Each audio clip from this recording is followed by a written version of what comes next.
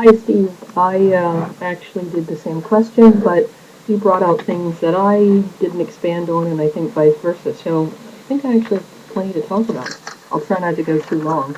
Um, I certainly agree with you on the first part with um, Snow doing a pretty thorough job explaining that the U.S. came to the point of being symmetrically superior, and um, that was at some point the point where other opponents decided they just couldn't compete, and asymmetrical warfare uh, became uh, uh, the rational and realistic and uh, probably only alternative uh, for opponents who wanted to engage the United States in combat. I like a quote I want to point out to you on page 277 in the text if you haven't seen it. It's on Vincent Golding Jr. He's an Israeli um, uh, analyst, I believe. Um, I like how he puts this. He said his response to understanding asymmetrical warfare and why it's used by the opponent.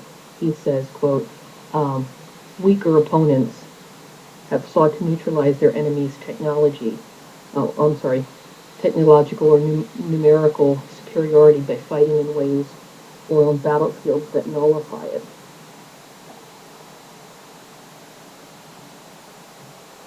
And that's where it also sums up with, if one cannot win fighting one way, it makes sense to find another way at which one can at least hope to succeed.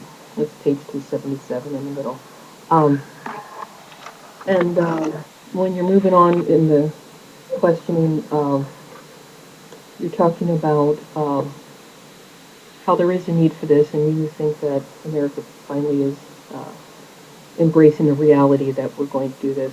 Um, you give different examples in historical context, which are a little more recent than what I used, like Nicaragua, um, and I think that was a good example that um, a lot of this stuff was recorded uh, when they engaged in this asymmetrical warfare, and the biggest problem that happened was they forgot about it and didn't utilize it. And you mentioned later in your posting that um, the U.S. just perpetually kept going back to what they were used to, what they liked. And I agree. I think it's just human nature, though. It takes a lot of shaking, if you will, to realize things have changed and we need to change also. So I think it was just um, they won big battles using the symmetrical warfare, and they knew they were superior. Um, and um, change really is difficult for in the best of circumstances. And I think the big problem the U.S. had was to realize that need, and it has taken a lot. And I agree with you. I think we're finally there. That's going to be achieved and embraced. Um, and with Petraeus, Gates, and with Obama administration keeping Robert Gates on, I think there was some continuity there that was really critical, and uh, I'm, I'm appreciative of that. That's going on in the administration. So I think that is a good thing, and we're going in the right direction. And again, I think you're right. We can't emphasize enough that we just can't forget this. We need to learn all we can from these experiences and um, and change based on that. And also, I see the same in our future as far as the hybrid military.